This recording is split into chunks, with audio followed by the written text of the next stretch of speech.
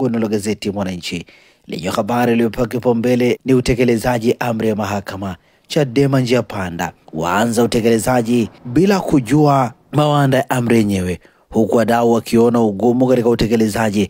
Msajili elekeza njia ya kupita. Habari imeandikwa kwenye ukurasa wa 4 wa gazeti hili. Habari picha inaonyesha ofisi za Chadema kanda ya Serengeti na Mashariki zikiwa kimya jana baada ya uongozi wake kutangaza kusitisha shughuli zake kutii agizo la mahakama.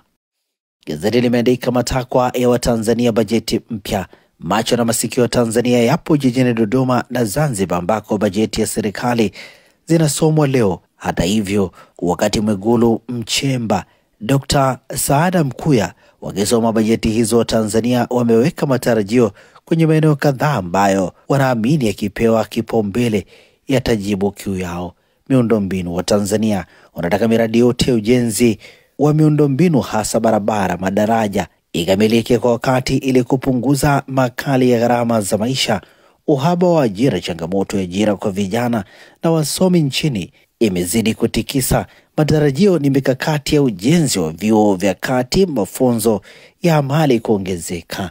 Ukusanyaji kodi, wananchi Zanzibar wataka wigo wa kodi upanuliwe na suala la misamaha ya kodi isiwahusu wafanyabiashara wakubwa pekee, wadogo pia waangaliwe. Habari hii ni katika ukurasa wa 14 pamoja na ukurasa wa 15. Simulizi janga la ajali mbaya mlima Iwambi, habari imeandikwa kwenye ukurasa wa 6 wa gazeti hili. Sheikh Ponda afichwa siri kuingia miguu miwili ACT.